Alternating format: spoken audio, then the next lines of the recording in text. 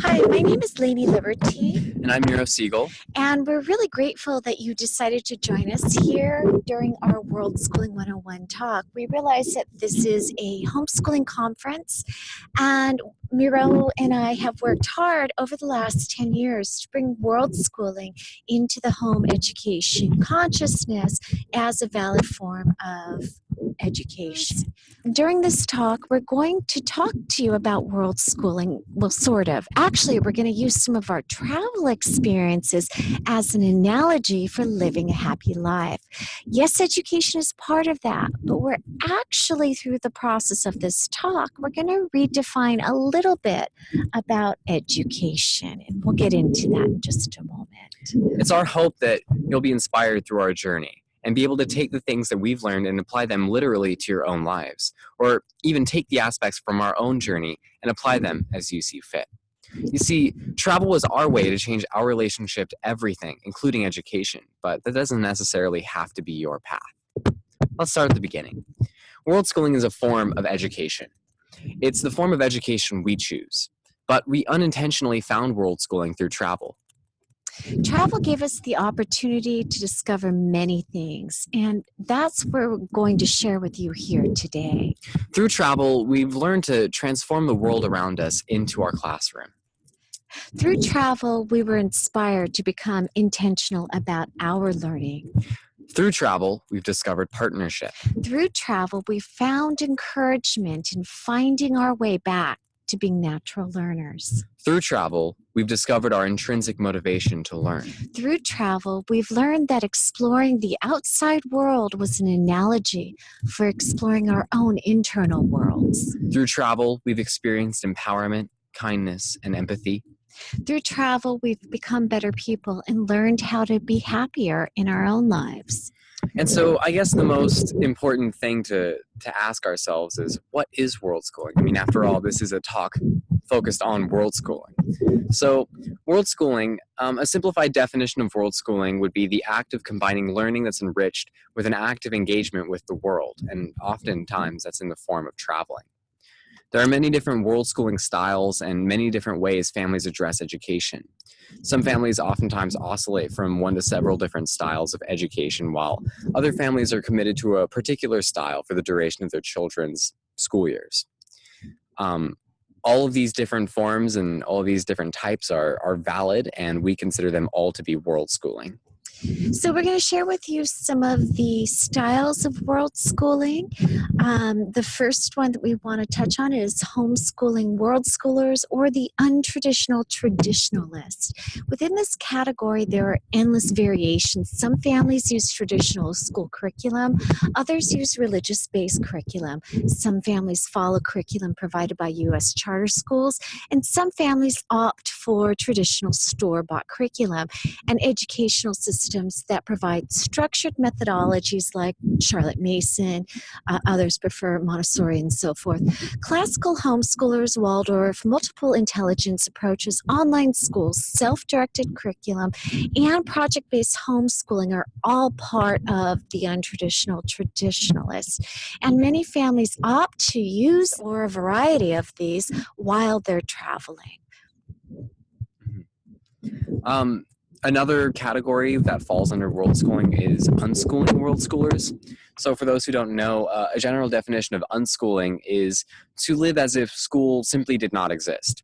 There are deeper philosophies at the foundation of the unschooling movement that include supported self-directed learning as an outcome of natural learning, usually facilitated by the parents. Combining travel with unschooling is a natural choice for many world schoolers, as children can't help but to learn from the world around them. In simple terms, the world teaches. Since learning happens naturally, the freedom to be exposed to new interests through travel has literally transformed the world into an interactive classroom for the whole family. Many report that the newness of daily surroundings provides stimulation and fuel curiosity. Where a family takes it from there is up to them, but the engaged family will most definitely be intentional about learning opportunities. So another form of world schooling from the educational perspective is that of the third culture kid expat. The TCK is a term used to refer to children raised in a culture other than their parents or the culture of their country given on their child's passport, where they are legally considered native for a significant part of their early developmental years. The majority of TCKs live as expats in other countries and attend either international or local schools as part of a cultural immersion. Some may enroll in schools for a shorter period of time, and some may enroll for longer durations depending on their families' living and working situations. As a result, kids are educated in formal settings in the host country and considered world schoolers. And lastly on our docket, we have the traditionalist. So there are those within our community who live the majority of their time in one location, creating a base in their main home country, whose children are enrolled in traditional schools, and they travel as a family during school vacations. World schooling, in this instance, becomes an addition to traditional schooling, and exposure to the world in this form is still beneficial.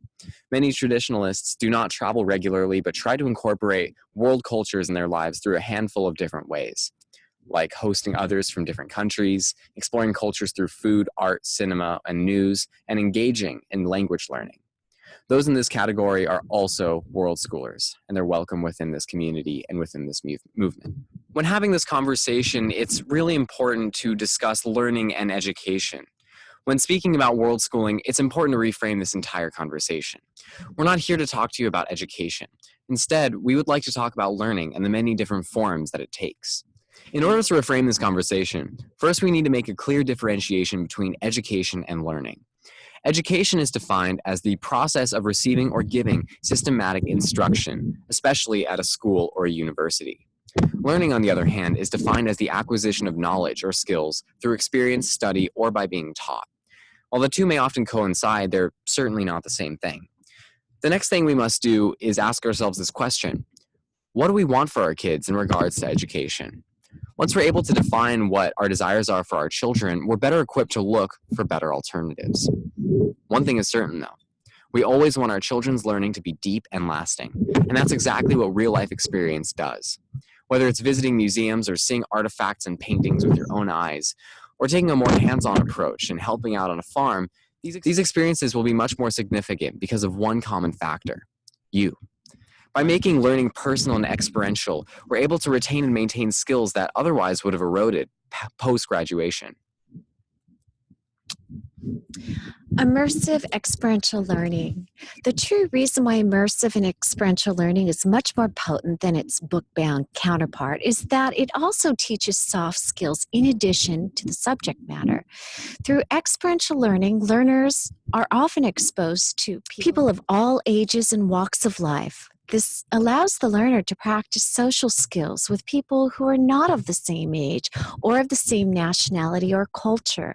This also allows the learner to practice tolerance and acceptance for those who have differing ways of life and helps the learner develop a more global perspective. Experiential learners also are exposed to unpredictable situations when dealing with the real world. In this regard, they are able to practice patience as well as their own adaptability. This also puts them out of their comfort zones and encourages personal growth. These learners also often learn how to manage money and time and have more experience in making their own decisions and thinking critically. In this sense, the learners have the freedom to pursue their interests and can be truly present in their own lives. And finally, experiential learners can't help but to have a deeply rooted love of learning, something most traditionally schooled children come to dread. We're honored to share with you 3 main lessons that we've learned through travel, in hopes that you can bring these aspects into your lives too. They are: 1, say yes; 2, step outside of your comfort zone; and 3, question everything. Saying yes. We say yes to ourselves, yes to each other, and yes to everyone else around us. Miro and I made the deal that we would say yes to everything when we first set out on our travels. That's actually what got us into this situation in the first place. You see, late in 2008, when I was only 9 years old, the California economy crashed, and my mom was worried about her business. Then one night, my mom and I were in the office after everyone had gone home, and she turned to me and said the most incredible thing. Let's get rid of everything. Let's go have an adventure. And let's live out of our backpacks and climb a volcano. Let's head south and see where the road takes us. And let's just say yes to life. And I looked at her, and I just said an emphatic yes. And that was that. That was the beginning of our pact to say yes to everything, and it's become a lifestyle for us. So we started to say yes to everything, yes to travel, yes to things we asked of each other, and yes to invitations. But saying yes to everything is not always the simplest path or the easiest way to grow up. It comes with a lot of uncertainty and requires a lot of trust. We realized that sometimes in order to get that yes, you sometimes have to ask for what you want. One morning, my mom and I were sitting at our local juice stand in the San Pedro market, and an indigenous man and his daughter sat down next to us and ordered juices too. Then my mom and I began to have a conversation with them, learning that although Edson, his wife, and 2 children lived in Cusco, his entire family was from Chinchero, the famous weaving town about a 40-minute bus ride from where we were. Edson and his wife sell their family's weavings, hats, belts, scarves, and mantas in the artisan market there in Cusco, Peru. Then we asked Edson, could we come and visit your family's farm to learn about weaving? And 3 days later, we were on his family's farm with Edson's sisters, aunts, mother, and great aunts. We sat on the earth, eating potatoes, trying 5 different varieties, all cultivated on their farm. We learned about the herbs they used to dye the wool. We tried to spin it into the twisted threads from the spools of raw fur, and then one of Edson's sisters hammered a wooden stake into the ground and wrapped multicolored threads around the base. We began to learn how to weave, as they explained the traditional patterns of their village. The day was filled with laughter, and although they were a little shy at the beginning of the day, the afternoon progressed as if we were a part of the family. They shared every aspect of their culture, so open-heartedly, the food, the laughter, and the artistry. Saying yes to opportunities and asking allowed for this to happen. And just on a side note, we have visited that beautiful family for the past 6 years since that day, and they've become family to us. And I would say we've learned so much about relationships through world schooling. Definitely. Number 2, stepping outside of your comfort zone. What is a comfort zone? The comfort zone is a place where we feel at ease, feel safe, feel in control of our environment with little or no effort. This is the comfort zone. Within that space, we maintain the status quo. Is that a bad place to be? No, it's not. It's a great place to spend some of your time, but it's not a great place to spend all of your time. Here's why. Your comfort zone is the kryptonite to human potential. Comfort will prevent you from expanding, experiencing, and exploring your own capacity. Whether it's your personal potential or your educational or learning potential, there's no expansion happening from inside your comfort zone. Have you ever had a dream? I mean, a really big dream. That thing you always wanted to do or experience or see. I guarantee you won't find that dream thing inside of your comfort zone. It almost always exists outside of your comfort zone. But what exists outside of the comfort zone?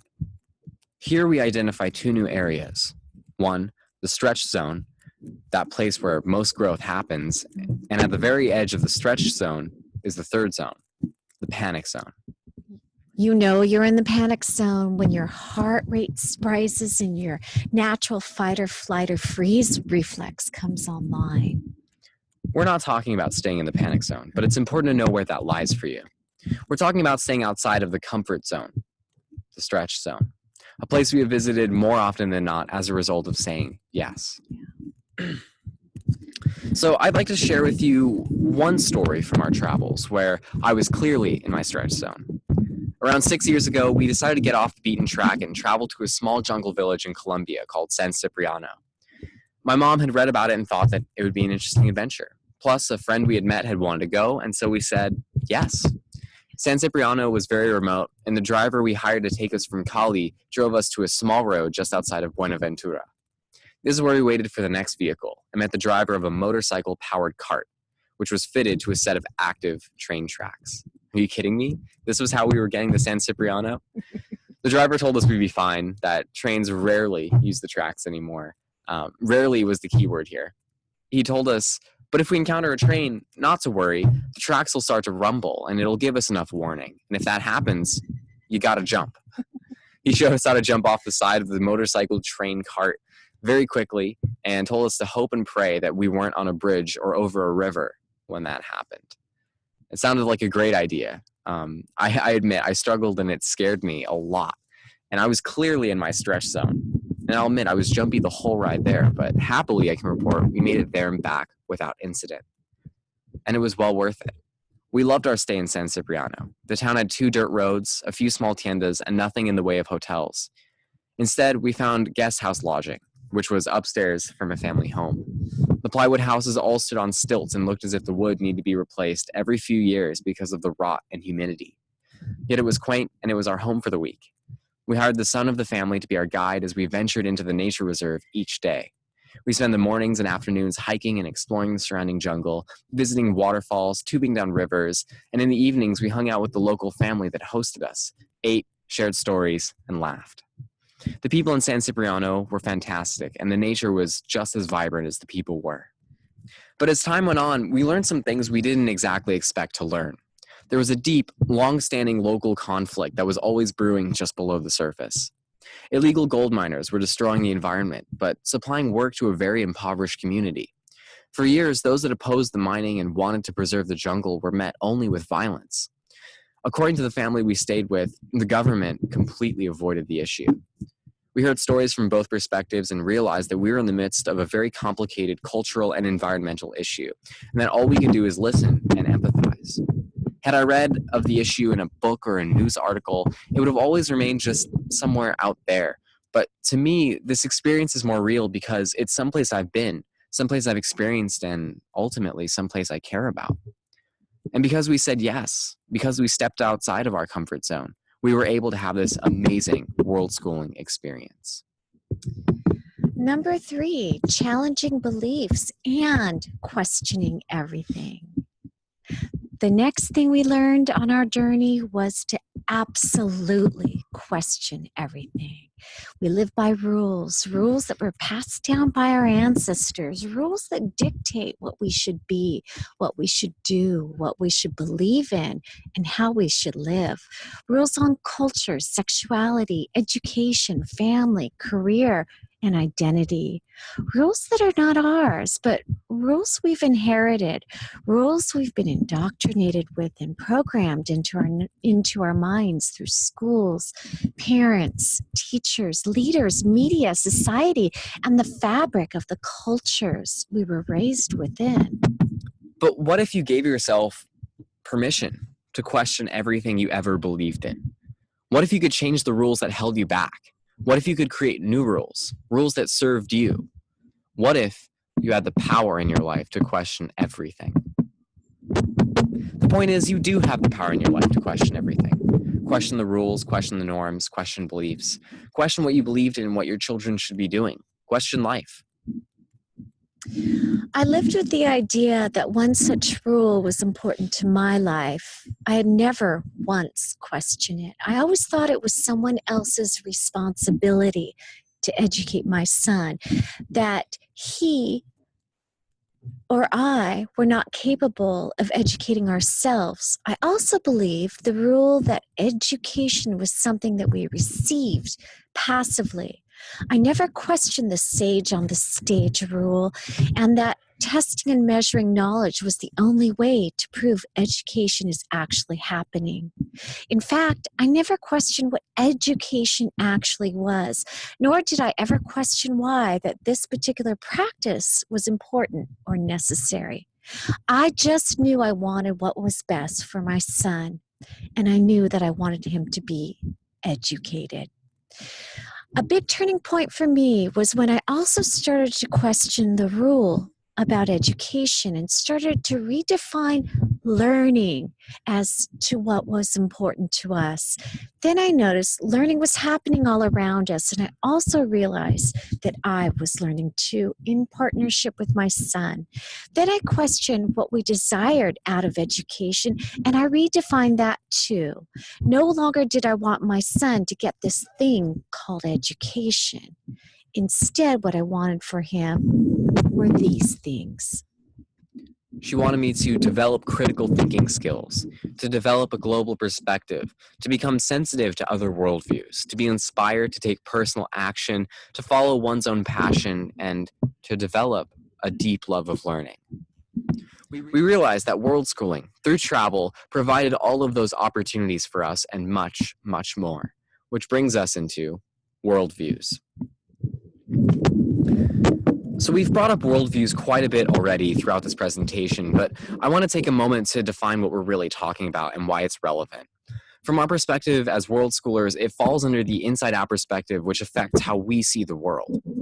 So a worldview is the fundamental cognitive orientation of an individual or group that encompasses the body of knowledge, resulting in a specific perspective. Worldviews are the framework through which individuals interpret the world. Many worldviews are collective, shared by groups, nations, or specific cultures, but there is no one blanket worldview that exists for everyone.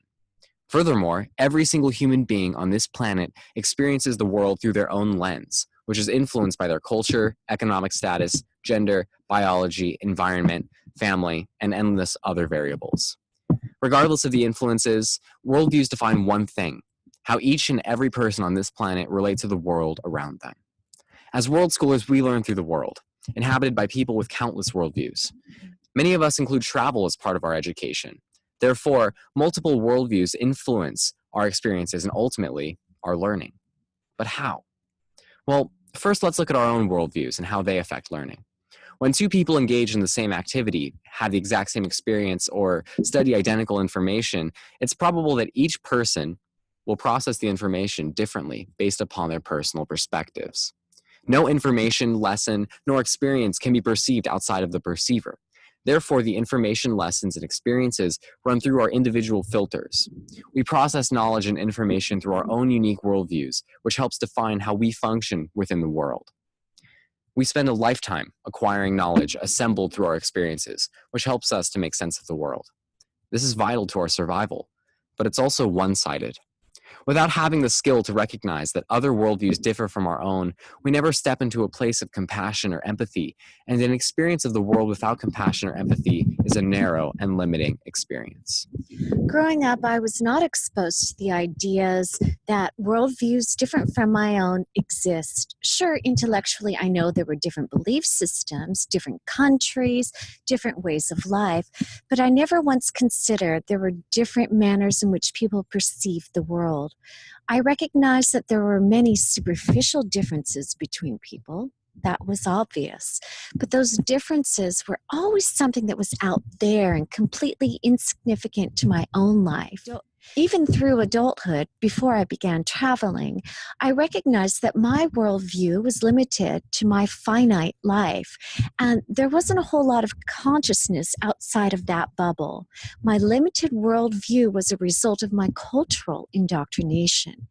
Additionally, most of us never learn how to discern between our own worldviews from our inherited belief systems, adapted and absorbed along the way. Most of us passionately defend those belief systems as if our life depended on it. And certainly, most of us were never taught to extend compassion to others with differing worldviews and perspectives. If we had, would it not be a much more peaceful planet? Conclusion, we agree we're not out in the world to change people's beliefs, practices, customs, or cultures. As world schoolers, we travel to learn from these differences and strive to build bridges of understanding and compassion. As world schoolers, we engage in thoughtful dialogue in order to connect with one another as an extension of our own humanity. As world schoolers, we believe these connections create a pathway to peace. As world schoolers, we believe our journeys have value for ourselves, our children, and the world. As world schoolers, we ask you to apply these principles of compassion and tolerance everywhere, just as you would in the outside world. Next, we're going to talk about world schooling strategies. And as we discussed earlier, the soft skills are a big part of the skills that you as a world schooling family will gain through your experiences. And we're going to share with you some of the strategies that we discovered over the last 10 years of world schooling. And again, we're just sort of touching on these main topics, and we invite you to ask questions later, as these topics can be applied, or these strategies can be applied to any part of your life, traveling or not. So, go ahead. The first and possibly most important strategy that we'd like to talk about is all in. People will only learn from their experiences if they want to. Make sure that your entire family is interested and engaged before forcing an activity on them. If your kids are dragging their heels the whole time, they're actively resisting the learning process, and it just means that it's not the right time. The next strategy is to practice presence. When traveling, being present comes naturally with so many new sights and sounds and smells. It's hard not to be present with your surroundings, but it's important that this is extended to your family as well. Listen to them, hear their needs, and help your family members have the experience that they want to have as well, while also giving them a chance to reflect on what they've learned. And finally, question everything. Ultimately, questioning everything is the key element to world schooling. The wise Greek Aristotle once said, "It is the mark of an educated mind to be able to entertain a thought without accepting it." This is the spirit of what we're trying to say here. Question your new experiences, but also question your own worldviews and perspectives. Question the world around you, and question yourself. In conclusion, before we move on, we want to share a little bit about what world schooling means to us. World schooling for us is really all about experiential learning. It's about being passionate in the learning process and empowering learners of any age. It's about making the learning relevant and lasting and leaving the learner with deep and meaningful experiences. And finally, it's about making the impact that you want to see in the world. Through world schooling, we have personally discovered how to be present in our own lives. We've had the opportunity to learn through cultural immersion and accept and explore worldviews that differ from our own. We've been encouraged to question things that we have accepted as truths, even our own thoughts. And through that, we've been able to learn so much more than what the system had planned for us. All of these things are the philosophies that we had in mind when we founded Project World School. About 6 years ago, Miro and I founded Project World School. In essence, what we decided to do was to take our world schooling experiences and offer and expand them to teens as a way to experience the world. And we decided to build in the concept of social learning and community, which is super important during the adolescent years. To find out more information about us, please visit projectworldschool.com. And if you're interested in learning more about community and travel as an educational style for you and your family, also consider coming to one of our Project World School Family Summits, and you can get more information about our biannual gatherings at worldschoolfamilysummit.com. Thank you.